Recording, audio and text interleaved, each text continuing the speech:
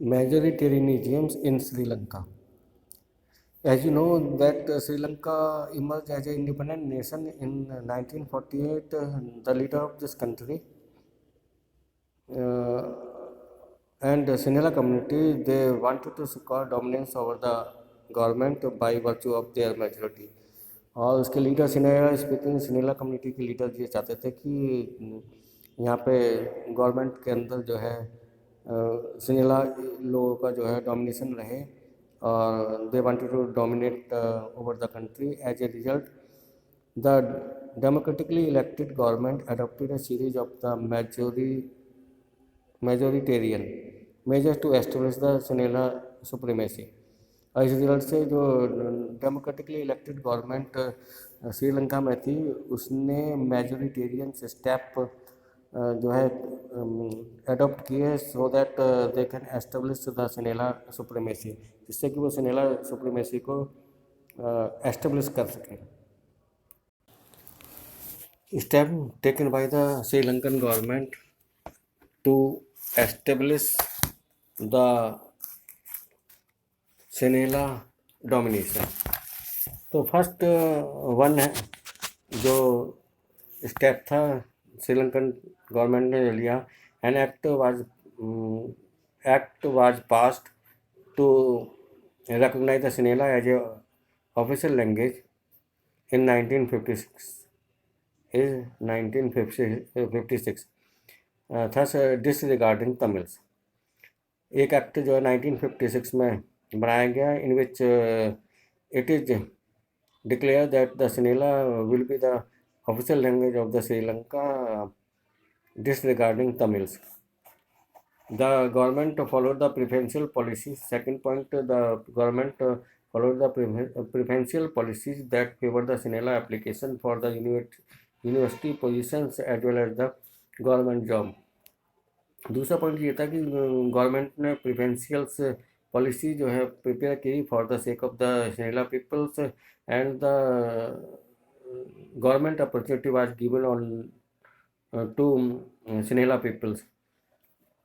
Third point, a new constitution stipulated that the state shall protect and foster the Buddhism. और एक new constitution बनाया गया जिसमें ये स्टिपुलेटेड किया गया, जिसमें ये बढ़ावा दिया गया कि now the Sri Lankan government will protect and the foster Buddhism. Sri Lanka government जो है वो स्टेट उसको बुद्धिज्म को जो है प्रोडक्ट करेगी और उसको बढ़ावा देगी, फॉस्टर करेगी.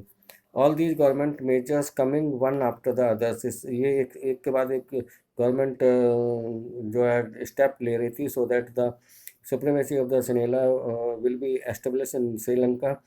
It gradually increase the feeling of the alienations. इससे जो है तमिल लोगों के बीच में एक अलगाव की फीलिंग पैदा हो गई श्रीलंकन तमिल्स के बीच में. They felt that none of the majors political party led by the Buddhist Sinhala leaders were sensitive to their language. अब कोई भी जो है पॉलिटिकल पार्टी और बड़े लीडर्स जो हैं Sinhala लीडर्स जो हैं they are not sensitive to their language, उनके लैंग्वेज के प्रति सेंसिटिव नहीं है and culture. They felt that the constitutions and government policy denied them equal political rights. और उनका ये भी एक्सपीरियंस किया उन्होंने कि गवर्नमेंट पॉलिसी जो है उनके पॉलिटिकल राइट्स को नहीं दे रही है.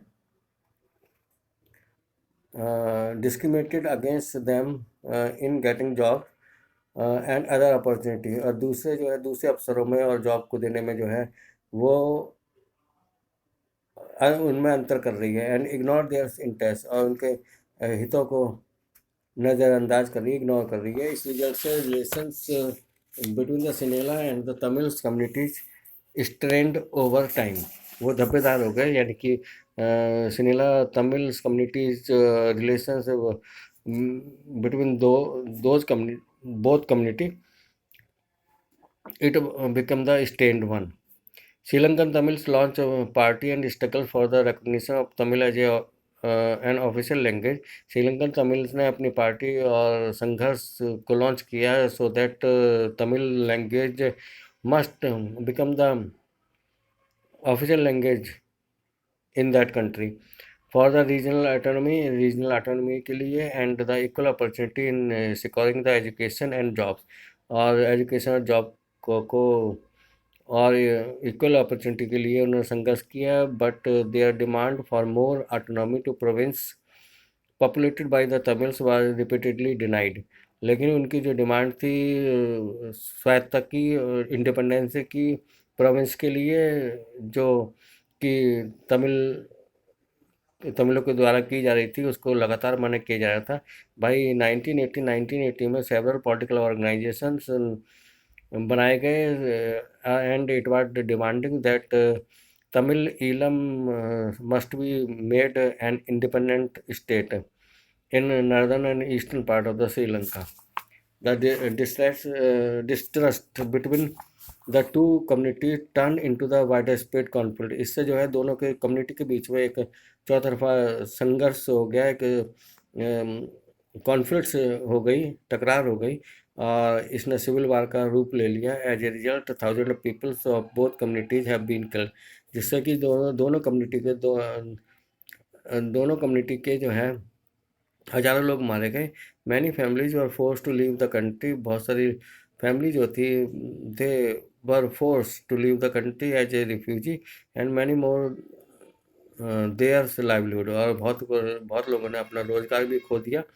Sri Lanka excellent record of the economic development, education and health, but the civil war has caused a terrible setback to the social, culture and economic life of the country। हालांकि Sri Lankan government का excellent record था economic development के मामले में, in the matter of the education as well as health, but civil war due to the civil war a terrible setback to the social, culture and economic life of the country।